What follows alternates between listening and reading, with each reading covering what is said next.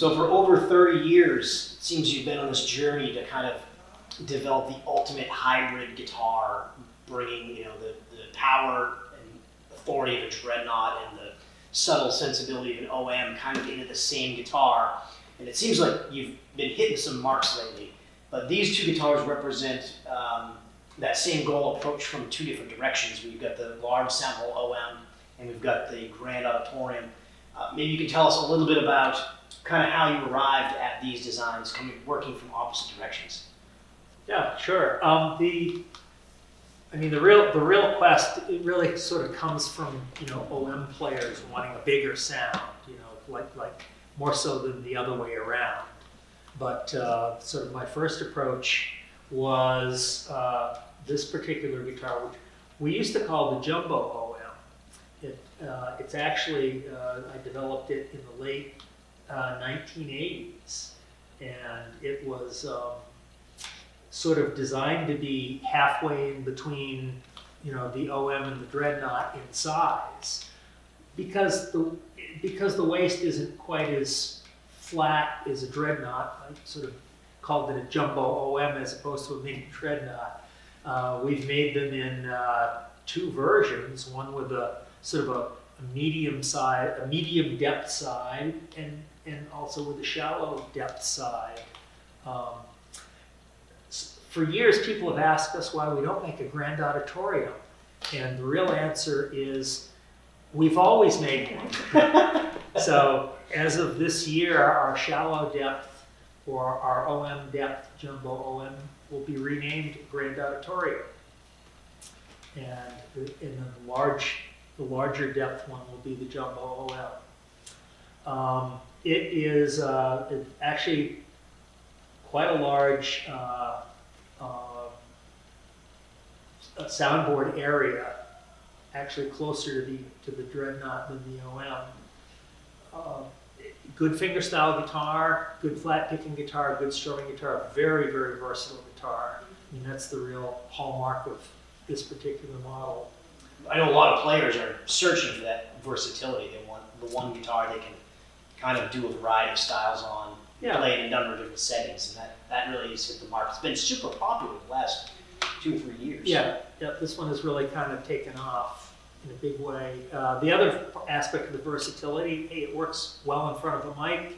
It works well in the living room. It works in the parking lot, kind of thing. So sort of the other approach is it's just the large Soundhole OM.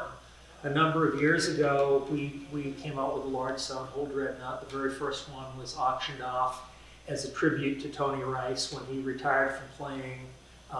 We gave the proceeds to Tony. One of our friendly competitors builds a Tony Rice model, and we never really wanted to get involved with that. We don't use his name very often, but I did get to know Tony back in the 1980s and spent some quality time with his famous guitar, and he spent some quality time critiquing the guitars that I was building at the time. And a number of things came out of that. Many, many years later was this.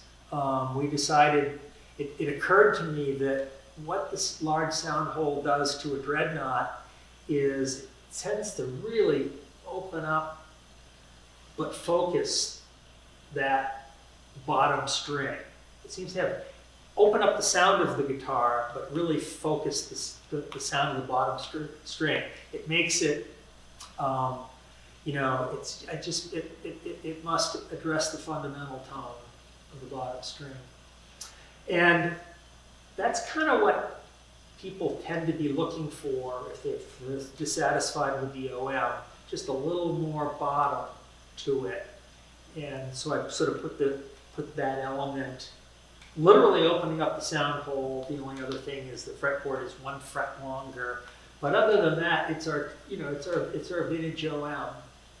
Couple of different appointments, obviously the bound fretboard, etc. But in terms of the way, what's under the hood, how it's braced and voiced, it's traditionally an OM.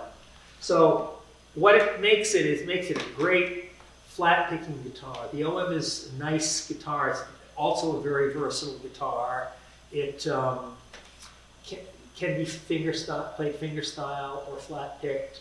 It's a little more flat picked friendly, even though it's still a good fingerstyle guitar. Would you say that these are some of the most versatile models that Bourgeois offers? I mean, in terms of a player that's looking for that wide variety. I know that the players who have been out on the road and whatnot with the large soundhole, even playing very, very big stages, famous flat pickers, Sure.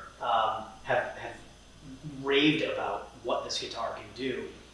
Would you say this is among your more versatile offerings? Yeah, both of these are good selections if you're playing, small venues or whatever, and you don't have, a rack of guitars, with roadie giving you a guitar a different guitar for each tune. Yeah.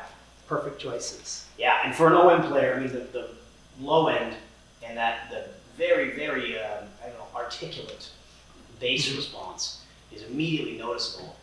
I know I'm a fan. Well, thanks for sharing with that. I think I'm looking forward to seeing what else you come up with for the new Grand Auditorium. It's going to be a fun ride.